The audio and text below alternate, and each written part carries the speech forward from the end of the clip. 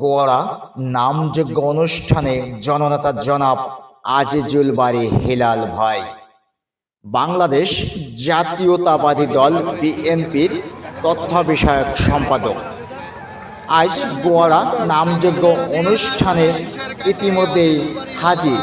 সেখান থেকে কিছু সময় রেস্ট করে মেলার ভিতর দিয়ে যাচ্ছেন হাই স্কুল প্রাঙ্গণে। সেখানেই শিক্ষকদের সঙ্গে কথা বলবেন এবং গ্রামবাসীর সঙ্গে কথা বলছেন।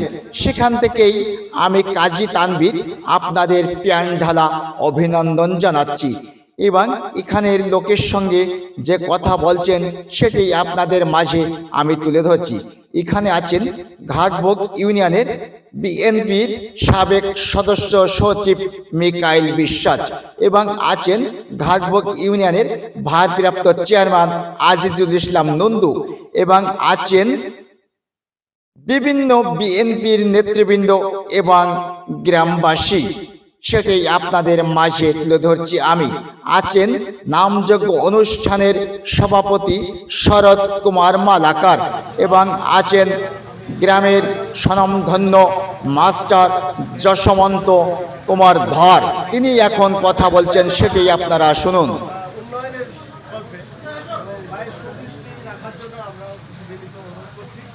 আমাদের গ্রামটা আসলে অবহেলিত। আমাদের এখানে রাজনৈতিক পর্যায়ে কোনো ব্যক্তিত্ব গড়ে ওঠেনি ইতিমধ্যে। ফলে আমাদের গ্রামের সার্বিক উন্নয়নের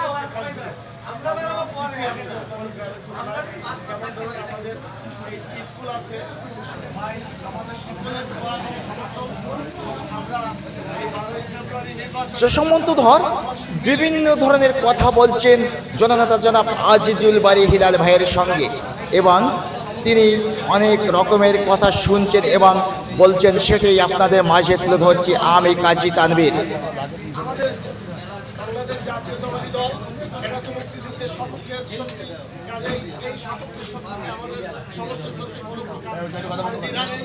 আমরা বর্তমান প্রেক্ষাপট বিবেচনা করে সকলে মিলে সিদ্ধান্ত নিয়েছি আমরা আমাদের এই সময় এই সন্তান সরকার আমরা এরকম জাতীয় পর্যায়ের নেতা মূলত আমাদের কেউ জন্ম নেয়নি। এটাকে আমরা সুযোগ সেই নাম করা সুনামধন্য মাস্টার যশবন্ত কুমার ধর তিনি কথা বলছেন জননেতা জনাব আজিজুল বারী হেলাল ভাইয়ের সঙ্গে। সেটাই আপনাদের মাঝে তুলে ধরছি আমি গোয়ারা থেকে। আমরা এই যে গ্রামের সবার একটা অনুষ্ঠানে গ্রামবাসী গ্রামের সবাই তো এখানে আর থাকা সম্ভব হয়নি। যারা আছি আমরা মুখ থেকে আমাদের কিছু প্রত্যাশার কথা শুনতে চাই। সেই দৃশ্যপট আপনাদের মাঝে তুলে ধরছি আমি কাজী তানভীর।